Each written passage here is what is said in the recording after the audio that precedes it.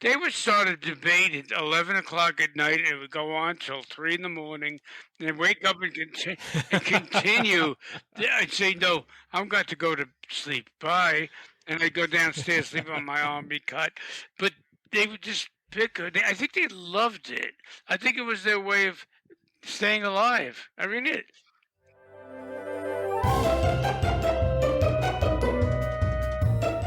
Hello, I'm film historian Tony Maeda. And I'm Brad Shreve, who's just a guy who likes movies.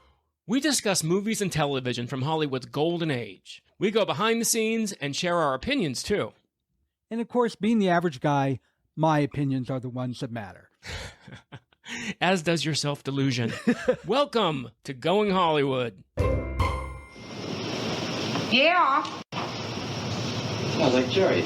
Oh, is that Jerry? For goodness sakes. What do you do?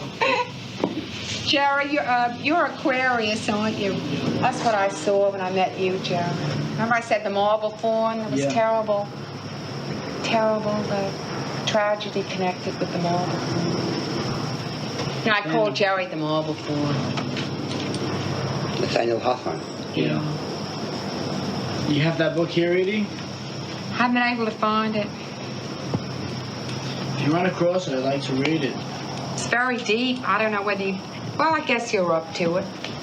They used to have it on all the... I think it was on the high school reading list. Marble Faun. Brad, I am so excited for this episode because we teased a little bit before in the last episode because we have a very special guest. And you know, I said in the last episode that we talked about Grey Gardens that when you first mentioned, I'm like, I don't know, is this movie we really want to talk about? It's a documentary and it's not that. And I'm so glad that I listened to it and listened to you because the story's just fascinating. It was a great show and it's a great movie. It is. And, you know, as entertaining, quote unquote, as my stories are, I'm only getting them secondhand from the man who tells them the best. So I'm thrilled to have my good friend, my partner, and the dearest man in the entire world, Mr. Jerry Torre, the Marble Faun himself. Welcome, Jerry. I'm so glad you're here. Thank you for inviting me, Tony. Brad, thank you so much for inviting me. I'm excited to be here and to share Mrs. Beale and Edie's Grey Gardens with you. Tell me, how well do I have this?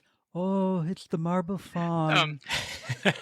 Did I get it right? Were you doing a ghost, or were you trying to do Little Edie, or what were you? Okay, that was the ghost of Little Edie. Timid for Little Edie. No, Edie would be a little more rambunctious. Tony, you have Mrs. Edie down. Yeah. I'm not saying it's not good, Brad. I like it. It's more along the lines of, for goodness sake. The Marble Faun is here.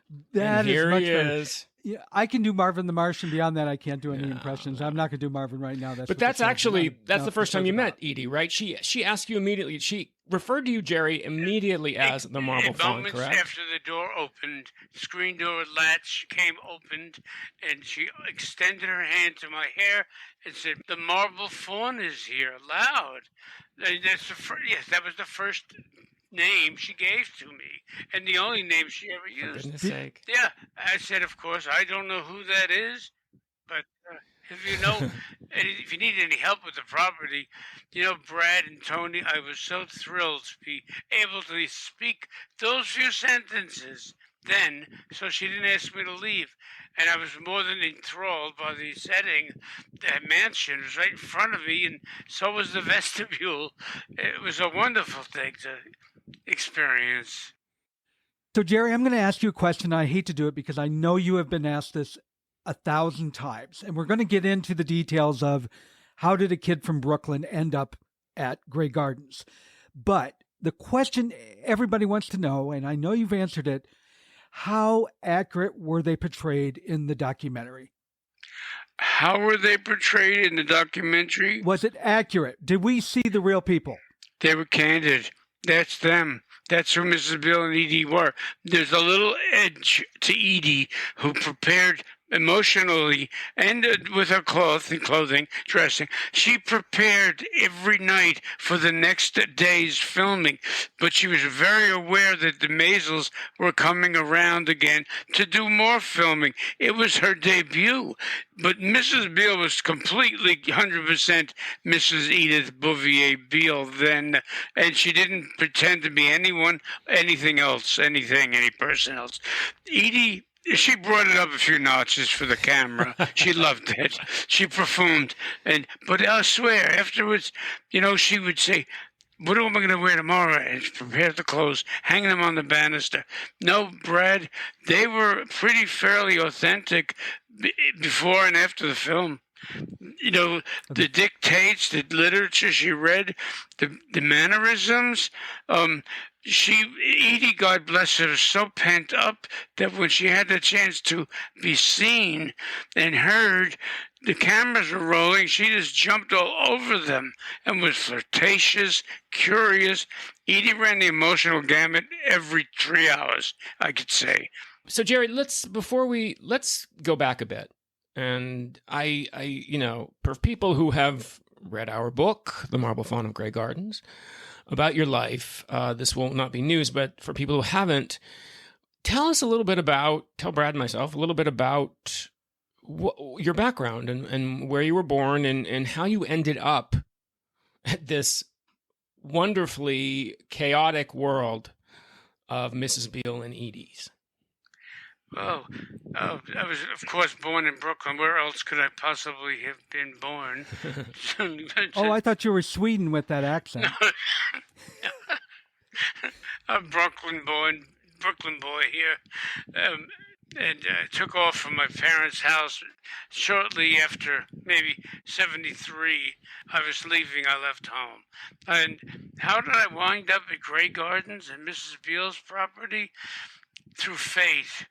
And only fate and God. He directed me there. I know it because it had been so isolated, and I knew that the moment I stepped foot on the porch, that it was a really rare place to be. Not only because of the setting, but because no one had obviously been there or moved around the porch.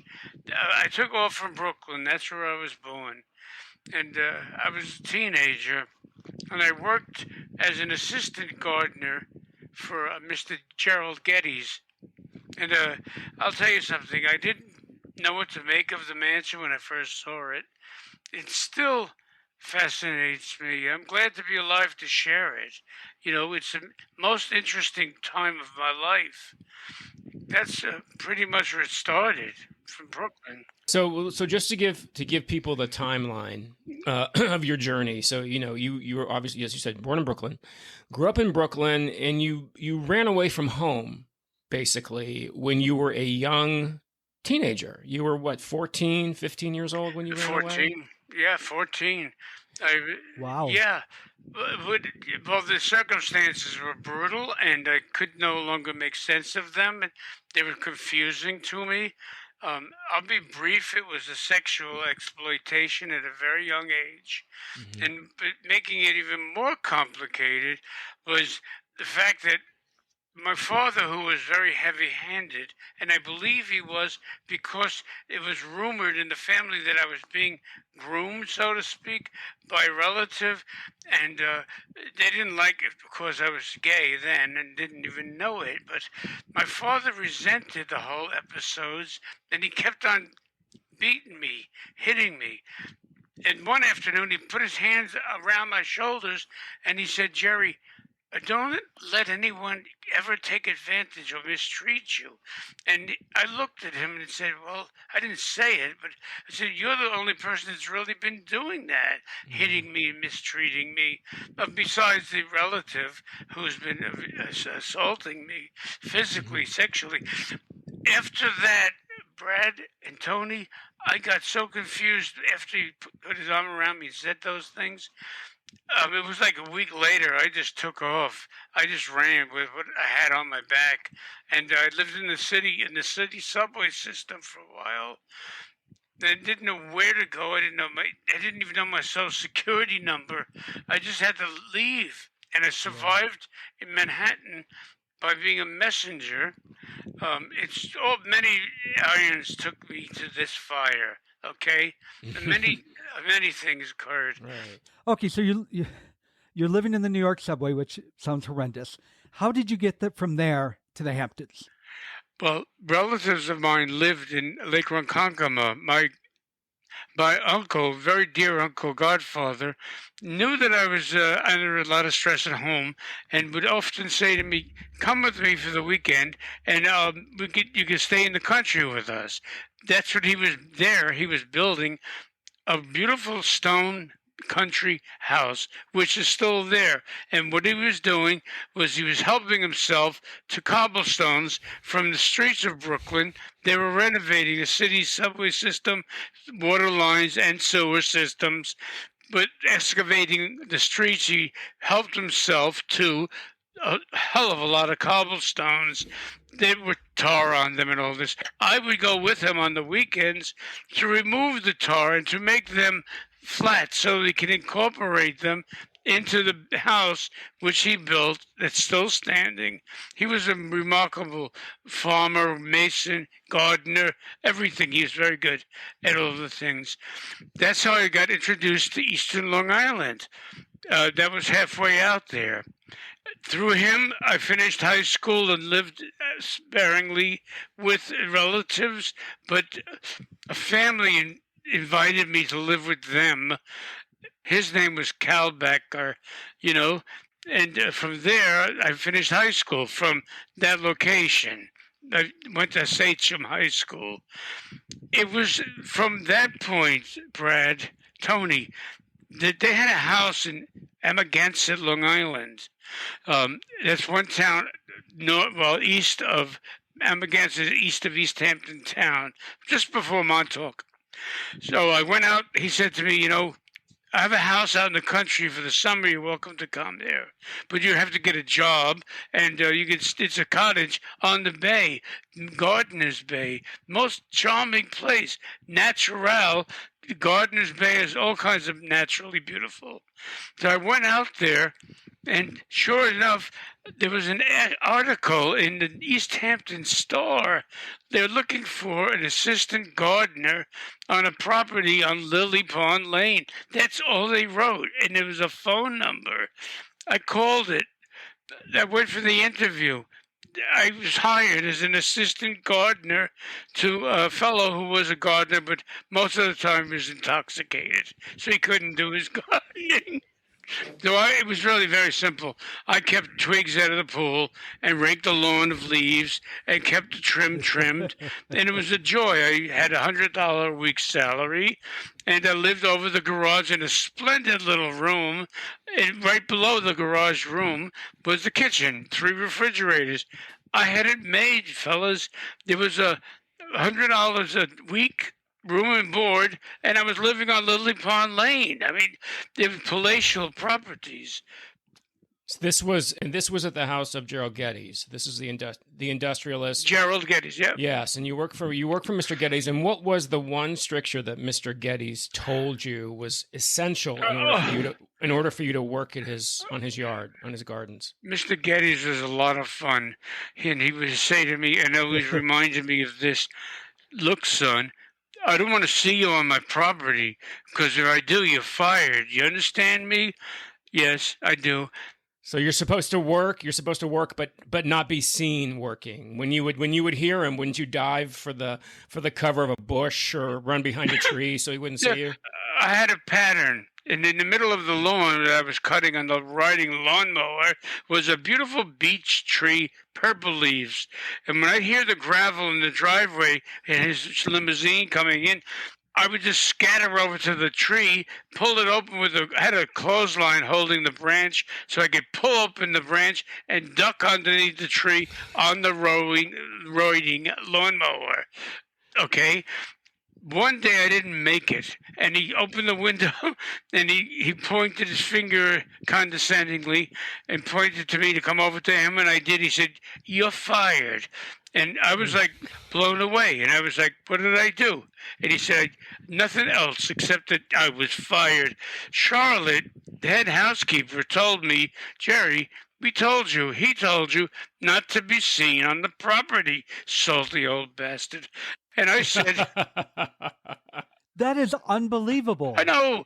Anyway, Charlotte said, you fired because you didn't pay attention to what his instructions were. And I said, Charlotte, how am I supposed to cut the friggin' lawn? If I'm running, how am I supposed to not be seen? There's a big old lawn and the driveway's horseshoe. So what do I do? She said, that's up to you to figure out. They're really callous. She didn't mean to be, but she had to be. And that's how Mr. Gettys addressed me.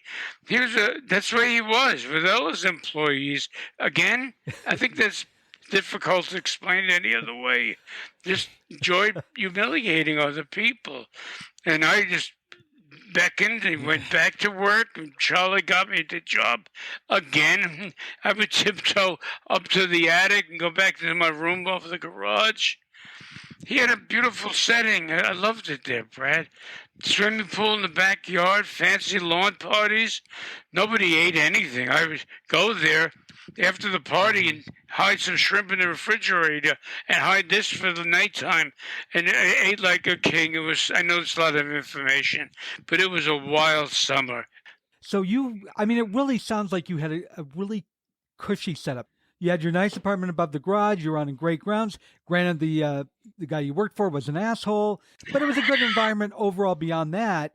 And somehow you started hanging out more often at Grey Gardens. How did you get from where you were to finding Grey Gardens? Simple. My chores were quick on the estate. So if no less than an hour, often in the morning, then he leaves the fell into the swimming pool. Any twigs that landed on the lawn, I would pick them up quick, fast. I didn't need any heavy equipment. Just rake a few leaves, and you have to vacuum and remove the leaves from the swimming pool. And my chores were done. I had purchased a Peugeot bicycle, and that was like Freedom Land. One afternoon, I had chosen to go down a country road, Brad, that I had not yet ridden. There was this road, that road, and they were all flat and lovely, and the properties were great. Geese on the lawn, daffodils along the patterns, beautiful properties. This day, I went down Lily Pond Lane to a road I had not yet turned, made a right. Then I saw to my left these huge privet hedges. Now, I knew privet hedges around Gettys' property. They were maybe 3 feet in trimmed proper. But these were every bit of 30 feet tall. And, I said, are those privet hedges? And as I rode up closer to them, I turned left, and there, right above my shoulder, was a peak of a mansion, but I couldn't tell if it was where it was located because of the brush overgrowing it. So I didn't know, where is this peak, at the front, the back, the side? It was impossible to see anything but that peak of that mansion's room. It happened to be the boys' bedroom. No, I'm not a gardener, but generally speaking, bushes aren't 30 feet tall. No, these hedges, hedges aren't 30 feet tall.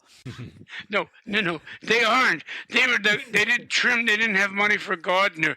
Mrs. Beale and Edie didn't. I found out later. Nor did they have money for sanitation to come pick up debris. So they stored it where they could, starting with the kitchen, library, pantry, and so on. Back to the setting, it was overgrown because they didn't have a gardener to do the trimming until I showed up and did my best, but didn't do a lot because I couldn't cut those damn branches up there. The trees were 30 feet tall. Well, Jerry, let me ask you. So you were on your bike. You saw the house. I guess what always amazed me, and I have known your story for a decade now. What always amazed me was how you had at your young age, at 14, 15, how you had the guts to walk up to the front door and actually knock on the door of this. Essentially, you didn't know what was living in there. You didn't know if it was abandoned, if anybody lived there. But you had where did you find that courage to walk up and knock on the door? The first morning that I found the mansion, I didn't go up to the property. I did notice a car in the driveway over there, but I didn't go onto the porch. I did go back to my residence in the afternoon. I was lying awake thinking of what I just saw. It became evening, obviously, and I'm lying to say, okay, Jerry, you're going to go back to that property and see what's going on. What is this place? I was so fascinated, curious-wise. So I went back on my bicycle, and there was a light on the porch, Brad. Tony, there was a light on the second floor onto the left side of the mansion, which happened to be the northern section of the mansion. And I said, somebody lives here because the lights are on. So then I went back to my little residence again, smoked about a pack of cigarettes, and finally the dawn came, and I went to work, finished my chores, and then went back to the mansion. In front of it, I took my bike and dashed it into the overgrowth. As I was looking to get to the car, I found a little path and went over to the Cadillac. It was in the driveway. It had been there since, who knows, 1940. It was so overgrown, the car with trees, branches, bittersweet wisteria vine, wild grapes, that if it did run, it couldn't have left the driveway because the saplings encompassed the entire car. I mean, it was impossible to tow trucks to get it out. It was a scene to get them in there, but they did eventually. You know, Jerry, you obviously must not watch many movies because there should have been a creepy old man there with a gun. Nobody was there with a gun. There was no hostility. I was trespassing, Brad, after that morning, and I went to the car. The car was fascinating. Had the keys in the ignition, and the driver's door was ajar from vines that had encompassed it, so you couldn't even shut the door. And there was air in the white wall tires. This is all very interesting to me because it was a fascinating setting. There were ferns growing from the bumper of the car. Okay, there I go from the car. And I look to my left, and here's the front porch. Tony, where did I get the courage? My curiosity was so strong, the courage had very little to do with it. I said, okay, Jerry, you're either going to get arrested for trespassing, or someone's going to tell you to leave the property. I didn't care if they asked me to leave, but I did have to go up to the porch. It was really important that I went up to the front porch. Then I'm on the porch, it's creaking, and I go over to the front door. It's a Dutch door, and a screen door in front of it. On the side of the door are two paneled leaded glass windows. They did open, but they were never opened at all when I was there.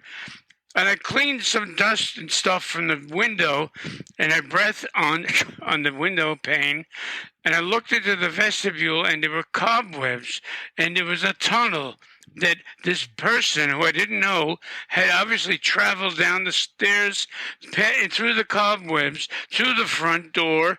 It was a tunnel in which she would pass, literally where her shoulders would stop the cobwebs from proceeding to grow. Anyway, I knocked on the diamond-shaped window, but fast, I saw white shoes passing under the banister of the second floor of the mansion, and then quickly she came down the main stairs, 3 landings, through the cobweb tunnel, opened the door, opened the screen door. I heard the latch; I could still hear it, and said, "Mother, the Marble Faun is here."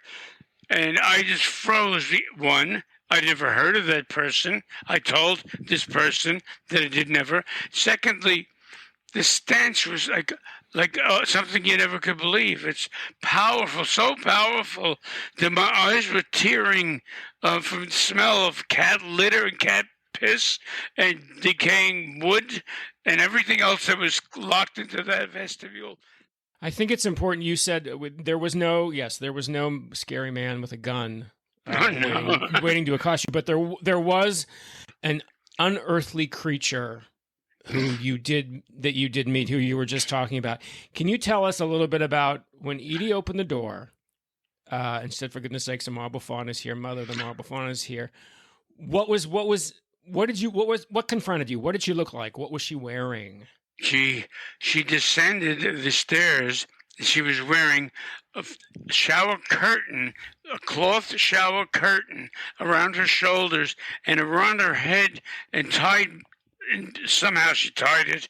It was a chef's apron, a white chef's apron that you would see someone wearing cooking in the stove, in front of a stove. And it was a heavy white apron that traveled across her shoulders, sort of Egyptian looking, the headgear of an Egyptian pharaoh, and it draped onto her shoulders, and it went down, and it was tied with another piece of cloth, and it was wrapped around her waist, and of course under that was the shower curtain. It was a cloth shower curtain. I don't remember the pattern, but I could only stare, and just unbelievable person in front of me. Edie, I found out her name was Edie. She had a presence unusual to anyone I've ever met since. It was airy, sophisticated. She spoke beautifully. It was well-mannered. It didn't make any sense, Brad.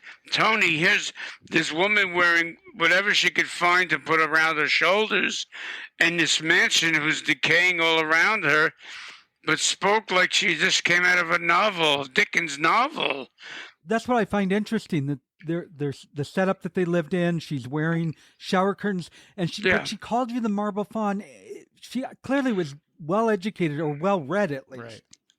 Yes, I found out later in the time it was shared about that title, The Marble Faun.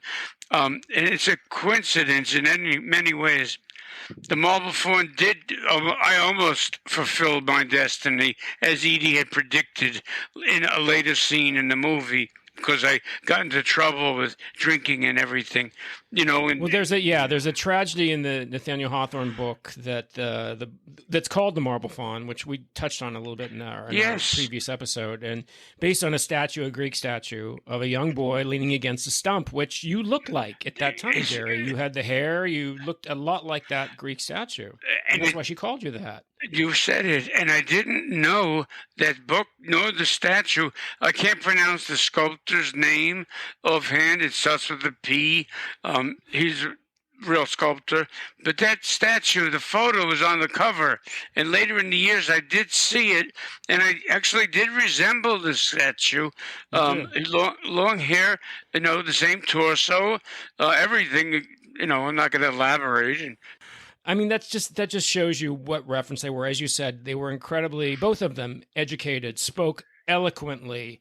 They were aristocrats living in this amazing, dilapidated environment. So that just had to be mind-blowing to you, because it's mind-blowing to us as an audience watching the film. It was mind-blowing. And remember, again, they were so sophisticated. Literature was their second nature.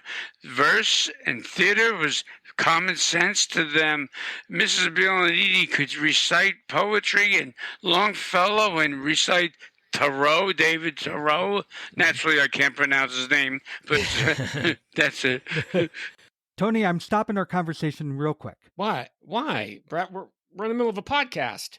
But this is about the podcast, and it's very important. Okay. Listener, whatever app you're listening on, whether it's on the computer or on the phone, reach your finger or your mouse over. It usually says follow. Some still say subscribe. And click that. And what's going to happen when they do that, Tony? They're going to get notified when a new episode is available, and they can listen to us again. You don't want to miss that. No. Can we get back to the episode that we were recording? Of course. Please? Of course. All right. Thank you. Don't forget to subscribe and follow. There you go. I would love to, if we could, just fast forward a bit, just for time's sake, because your one story is more fascinating than the next with you. But and people, if they want to know the entire story, just, buy our book, The Marble Faun of Grey Gardens, and you can get all these stories. But Jerry, I wonder if you could tell us just about some of the more challenging things that you faced in Grey Gardens. Gee, there were many. Beginning with one, It was an early morning. Mrs. Beale was cooking on a mattress. She's a mattress, but a sterno. She'd light and do her cooking using a campfire sterno to cook for corn, tea, oatmeal, soup, heating. And I was there. I didn't think anything of it. I didn't think it was unusual because everything there was. But Mrs. Beale was fumbling with the lid of the sterno to put out the fire, the flame, the blue flame. And in doing that, she was very clumsy, knocked the sterno over, and the flame just spread underneath the sterno and behind the cat and underneath the newspaper and over there, the tissues. And there was a box of jellies. And I just stood up and just looked, and I freaked out. And I put my hands in. Puff, puff, puff, puff, put out the fire so that it didn't catch the mattress anymore or absorb. It didn't get the fire out of control. Edie's over there in La La Land. Good morning, Edie. The mattress is going to be on fire because the flame is blue. It's traveling towards you. But no, nobody's home. Lights on, but nobody's home with Edie. I want us to get to when the Maysles showed up, but because you're talking about the sterno, I have to ask you this question right now. Yes. Big Edie said that you liked her corn. Did you like her corn? I was polite. I was that's all I could say. I loved her. I wouldn't be dispolite, disrespectful. You were incredibly brave, Jerry, to eat many of the things that they handed But you. I mean, it was something. Here was the agreement we made after the fire incident that morning. Flame blew. I said, after the flame was out, I said, I knew better than to scold or try to. I said, Mrs. Beale, promise me that whenever you decide to cook, you'll call me and I'll come up and dine with you, whether it's tea or oatmeal or anything. So, corn morning, afternoon, Albert was there, David. She was making corn, and I was told she was lit the flame, and I went quick, fast upstairs to coordinate the cooking of the corn, which I, by the way, brought over as a gift. Big deal. And she made the corn, and she offered it to me. I dare not say no because I didn't want to hurt Mrs. Beale's feelings. And yeah, I was polite. Big deal. What's it? You just mentioned. Yes, you were. You just mentioned David and Albert. So I think probably we should talk about who David and Albert were, and how in the world this movie, Grey Garden, what was it like to have these filmmakers at Grey Gardens filming your day-to-day life? Tony, Brad, I thought they were students, say, from New York University learning how to make a movie or something. I didn't know they were big shots. You thought they were student filmmakers. I thought they were learning how to use a camera, making film. They had been there. They had been there before with Lee, who was Jackie's sister. I didn't know that for years. I didn't know that for at least a year. But here's what happens. How should I describe Albert and David? They were total gentlemen. Albert was, if you didn't hear from him, it was because he was forever behind this bazooka of a camera that was bigger than he was, and you could only see his little feet moving around behind it. He was a trip. I loved Al. David had the recording device strapped to his body and with this fuzzy thing recording, and very quiet otherwise. They showed up with Lee Redzewell, big deal, to do a film about her life as a Bouvier, in his childhood as a Bouvier. I think the setting was going to be Montauk. Truman Capote was out there that summer, and Mick Jagger was frolicking in the waves with Lee. Yes, she went with Peter Beard. I didn't meet Peter, but he was also part of that moment. 4 days they came by, just some filming. Lee told us she wanted her aunt to narrate the film because the aunt had a very classic voice, and I didn't know from anything. Okay, fine. And they just said, what do I do? I made gin giblets with no ice on the front porch with Rose's lime juice. I had an aluminum card table set up on the front porch, and I would make gin giblets for Edie and Mrs. Beale. We hardly had any ice that summer morning, but Lee did want my drinks. I wasn't making. She didn't. She didn't. So the Maysles shot for about 3 weeks. Is that right? No, Jerry, 4 when they came days. back to do 4 days. No. The film itself, Oh. the actual film Grey Gardens. After Lee put her home movie aside, and the Maysles contacted the Beales to come back and film again. That's right. This time, a movie just about them. Correct. They were at Grey Gardens with you, filming the film Grey Gardens for about 3 weeks. Is that correct? I was thinking, now that you're saying 3 weeks, I think it was more like 7 weeks. Oh, okay. Yeah, they came back in the fall too to film. That's right. That's you right. know, That's right. but In the yeah. summer, the main part was 3 weeks. Oh, yeah. Was there anything? I don't know how to say this. I'm just going to ask it. There were a lot of visitors that came to Grey Gardens during this time. There was one visitor who came in particular the day the Maysles weren't there, which I think was on purpose, but we can talk about that some other time. Yeah. Can you tell us a little bit about that very special visitor who showed up one of the days the Maysles weren't there? Oh, Mrs. Onassis. Gee whiz. I used to smoke cigarettes, gentlemen. No more. 30 years ago, anyway. I'm having a cigarette front porch. I dare not light a cigarette in the mansion. One, I wouldn't light a cigarette in front of Mrs. Beale and Edie. Two, it's disrespectful. And the issue of fire. So my rule with myself was to smoke on the front porch. And I did. But this day I was having a cigarette. I painted some of the railing on the post around the front porch. I'm painting, stop, have a cigarette. And I look up to the road. Brooks had cut a little path with the lawnmower. And I look and I see a woman get out of a car with a man holding the door. And I said, oh, another pain in the ass curiosity seeker. Just like I was. I was the same person. But it wasn't really in the mood to tell them to leave the property, which I had to do in the past. But this was an adult. Well, this adult walked down Brooks's crisscross path, and I swear I will never forget it.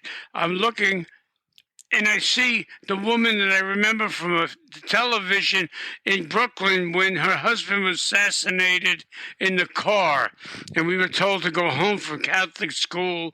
Sister Aquinata was my nun, and she said, everyone go home. The president has been shot, and pray for him. We did. We went home.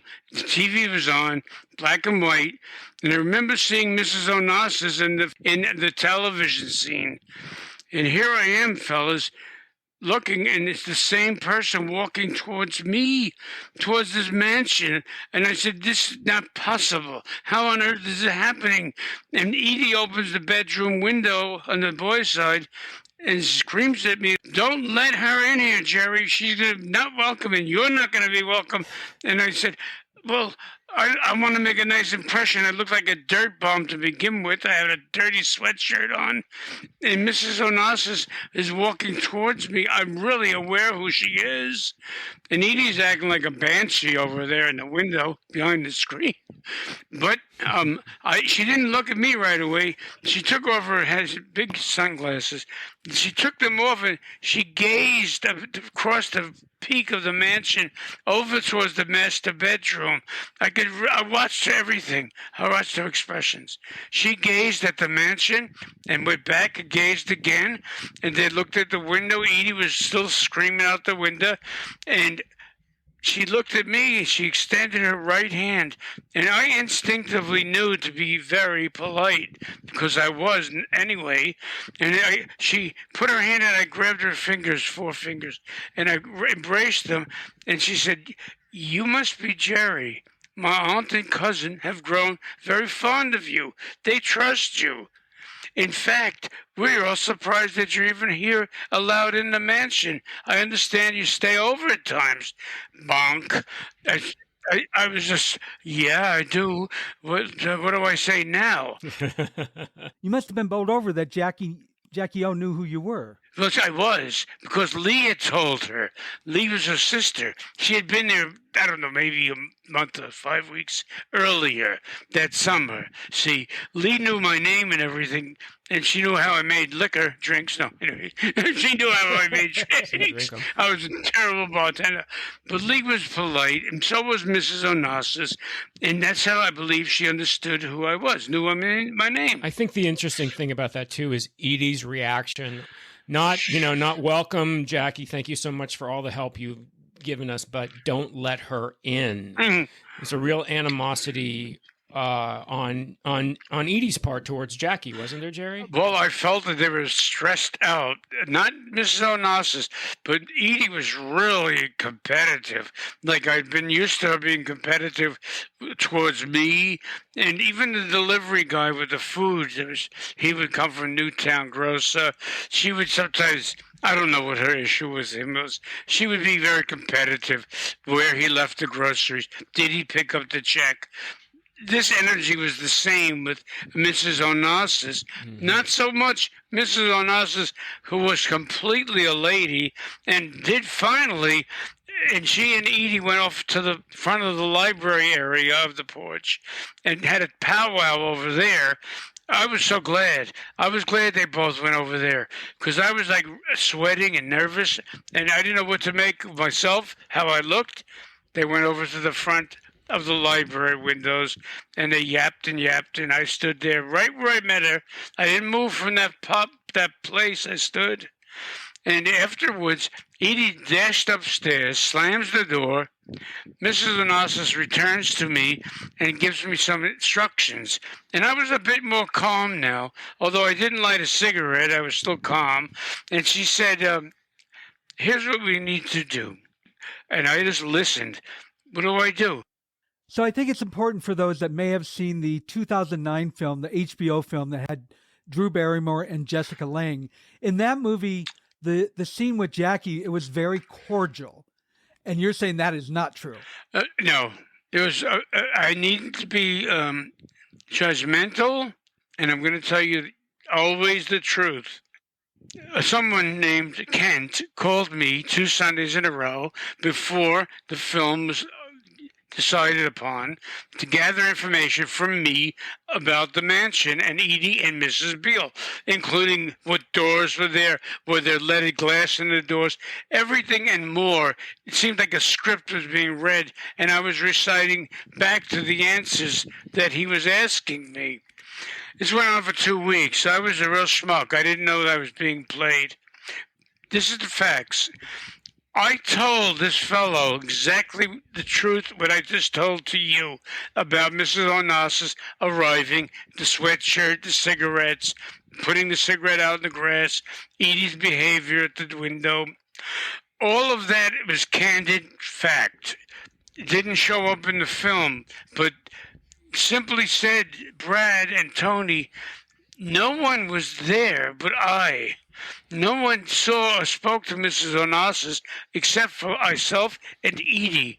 Mrs. Beale didn't enter the picture. Mrs. Onassis did not go into the mansion, and she did not have a favorable feeling of. It wasn't comfortable. Not only that, Jerry, you weren't in the film. I mean, they totally took the stories that you gave them and dismissed you from the film. So I mean, that's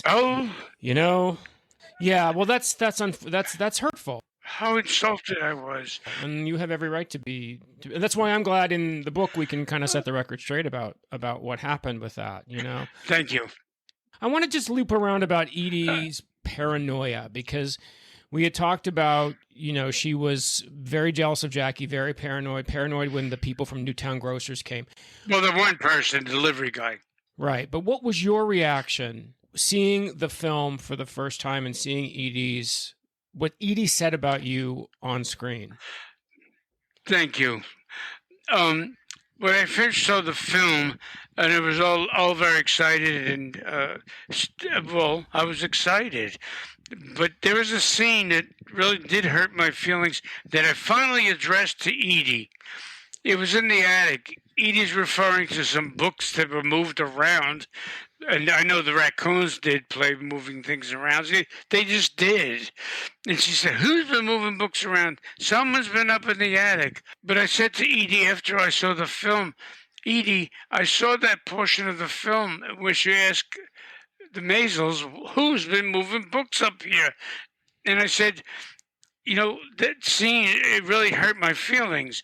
I know you. You know me. You trust me. I don't ask you for any money. I want to be friends. I had thought we were, but your speaking made me feel like you didn't trust me, and I don't know why you would say that. And it really hurt my feelings. I'm saying this to Edie. And she turns to me and says, well, what do you think of this outfit? She just dismissed my feelings. I said, oh, forget it. You know, she just dismissed how I felt about that scene. It was unfair. She wasn't nice to me in that scene. And I can totally get why that would be hurtful. I mean, can't imagine anybody not being hurt by that. It was. But was it surprising knowing Edie? No, she played to the camera. She liked the drama of a camera. So there were books over there, and then a few things in the attic. They were upset because the raccoons made nests up there. They tore apart paintings and made nests out of the canvas. Was it unusual for Edie? No. She would make a mountain out of a molehill just to accentuate her style of being the actress. No. What about the washing machine, Jerry? What about the washing machine? Oh, Jesus. He's selling the old man, I call him. Then a little bit. His housekeeper, Charlotte, says, selling the mansion. This is Mr. Getty. Mr. Getty's housekeeper, Charlotte. Yeah, that's right. Go ahead. Right. And you know his chauffeur's name was Schaefer? Schaefer, his chauffeur. Well, if you need to know that. Well, that's just a fact.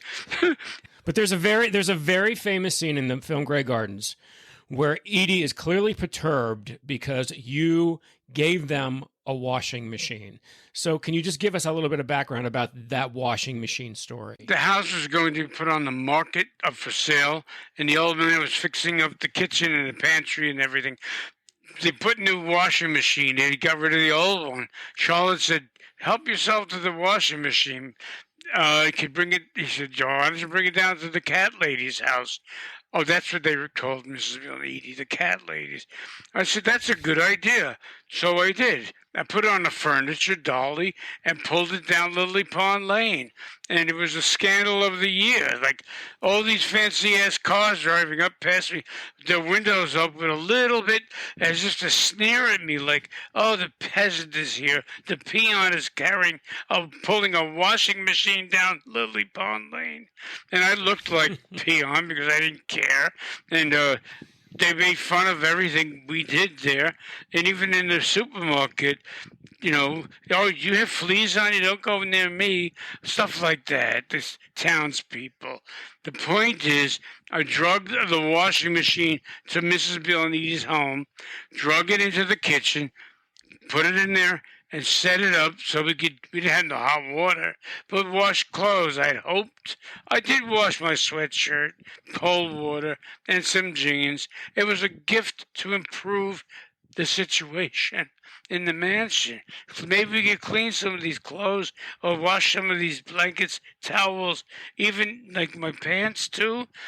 But Edie played that as if I was moving in, cementing the deal. I cement what deal? I'd already been there. What are you talking about? He says, that cements the deal. He'll be here for another 10 years. I'll be damned if I wash the washing machine. So it's just that these kinds of things happen. These kinds of things happened a lot with Edie, with her level of paranoia with you. And I always want to express to people what I know about you is the fact that you only had the best intentions ever with the Beales because you love these two women. They were your surrogate family, right? And I do. And you were your aim was only to help them. And unfortunately, Edie playing for the camera or Edie just being slightly a paranoid person blew that kind of stuff out of proportion. So I just wanted to settle the record on that particular point. Thank you. About you. Thank you. It's very clear, and that's the point you made very clear. That's exactly as it is, had been.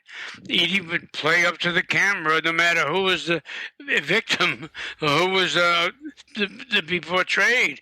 It was either myself or not Brooks so much, because Brooks was sort of in the background, and Mrs. Beale, she was always on the block. Edie was always after Mrs. Beale. I got to get out of this goddamn house. I'm not there. Blah blah blah. And Mrs. Beale, they would pick her for the. They would start a debate at 11 o'clock at night, and it would go on till 3 in the morning. And wake up and continue. I'd say, no, I've got to go to sleep. Bye. And I'd go downstairs, sleep on my army cot. But they would just pick her. I think they loved it. I think it was their way of staying alive. I mean, entertaining each other. Yeah, Entertainment. That's right. They were one of a kind, indeed. But the washing machine was sort of like, oh, you're not going to give me a hard time about, I just drugged this down a quarter mile to the house, and you're saying this to Albert? Well, I'm pulverized by this new event. What pulverized? I wanted to yell at her later, but I never brought it up. I did not. You know, I'm sort of used to Edie bringing things up against people. I was not there for any other reason but to help, period. That's all. And she knew that. I know she did. But she liked being the actress, you know? So you said that Edie, little Edie, played it up for the camera. But I'm thinking of the scene where Big Edie is singing Two for Tea. And Tea for Two. To me, Tea for Two, yes. It looked to me like she was playing up for the camera. Is that true, or is that just something that she would break into song? No, she wasn't playing for the camera. She was reminiscing about her past in vivid, as best the details she could muster. Mrs. Beale was very passionate about singing, and I loved her for that. But in that scene, I was standing in the corridor. She was singing Tea for Two in the music and the orchestra in the show on Broadway. She was so alive in that moment, so excited to be alive. She was just doing her best to sing Tea for Two as she had sung it in her youth. And she lost. Yeah, she had, and you know what I was so touched by when she went into you know that portion where she lost it, the word, the lyrics. It was a little too high. It was a little too high for her. Yeah. Yeah, she lost the lyrics, and then she just said, "Oh, and happy we would be." That was authentic. Everything about her. She truly loved singing and tried her best in that scene to sing, but she lost her way. You know. What? So Jerry, what I kind of want to talk about the filming's over, and what to you, what is the legacy of this film in your life? I guess I want to say, does that make sense? What has this? Obviously, you've come full circle a lot with this story and being a part of this iconic film. It's a part of film history. What has Grey Gardens meant to you in your life? The film, not necessarily the Beales and your relationship with them, but what has the film meant for you or done for you, good or bad? Well, what it's done for me is it makes it clear that a life so unusual was lived. I couldn't have explained this to you or Brad if it wasn't for the film. I went to my brother's wedding trying to explain it to the people in the wedding party, and they thought either I was drinking too much or I just didn't know what I was talking. They didn't. This is the stuff of fiction. Yeah, they said, you mean to tell me they were related to who, and they lived where, and how they lived in this mansion? Go smoke another joint or something like that. I mean, it was hard to explain it. I had actually, Brad and Tony, I had actually given up on trying to explain this history of my life for years. I didn't have a copy of the film. I didn't write a book. I had it all stored here in my mind and heart. But to explain it, trying to keep it simply understood, it was nearly impossible. If it wasn't for the film, it wouldn't be possible. Would you understand this if it wasn't for the film? Come on, you wouldn't get it. I couldn't even go. I wouldn't be able to explain it thoroughly, accurately as I have.